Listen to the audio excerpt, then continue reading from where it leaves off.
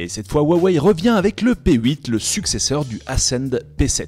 Le constructeur chinois mise cette année sur un design unibody en aluminium, un processeur 64 bits et un appareil photo 13 mégapixels aux performances prometteuses. Est-ce que Huawei est toujours synonyme d'excellent rapport qualité-prix? La réponse tout de suite avec les plus et les moins.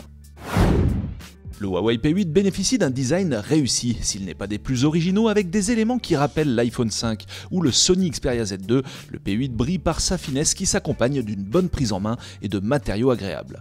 Et petit détail appréciable, contrairement à d'autres smartphones récents, cette finesse ne se fait pas au détriment de l'appareil photo qui ne dépasse pas de la coque. L'écran de 5,2 pouces bénéficie d'une belle intégration. On n'est pas encore tout à fait edge-to-edge, mais les bordures sont tout de même bien maîtrisées. L'écran est lumineux et affiche de belles couleurs et les angles de vision sont larges. Et pas de surenchère dans la densité de pixels, Huawei opte pour une définition de 1080p largement suffisante sur cette taille. Comme tous les smartphones Huawei, le P8 exécute la surcouche Emotion UI dans sa version 3.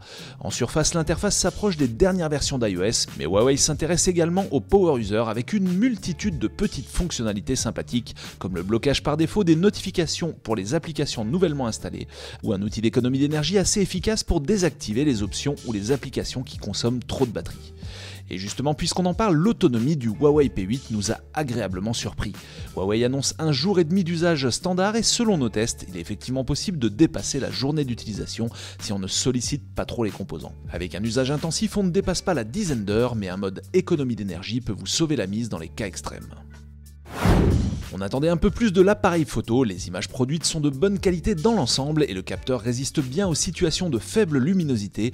En revanche, dans toutes les conditions, on déplore un léger manque de finesse dans les détails et on est un cran en dessous par exemple d'un Galaxy S6. Et c'est dommage car la couche photo est agréable à utiliser et propose des modes originaux comme un mode light painting amusant ou la possibilité de synchroniser plusieurs smartphones en Wi-Fi pour créer des vidéos multi-angles. Finalement, pour la partie photo, heureusement, il s'agit plus d'un peu mieux faire que d'un véritable moins.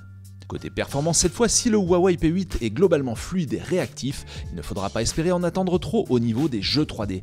Le processeur Kirin 930 intègre un GPU un peu juste, le Mali T624, qui offre des résultats corrects sur la plupart des jeux mais montre des signes de faiblesse sur les niveaux de détail un peu plus élevés.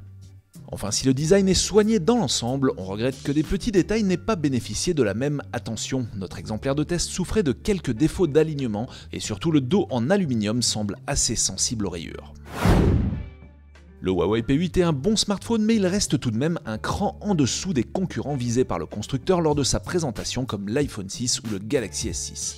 Les performances sont là, le design est réussi sans être original et l'autonomie est une très bonne surprise, mais alors que son prix dépasse celui de son prédécesseur de 100 € à 499 € en version 16 Go, à l'heure actuelle il n'est peut-être pas la meilleure affaire que l'on puisse faire, notamment par rapport à l'Asus Zenfone 2.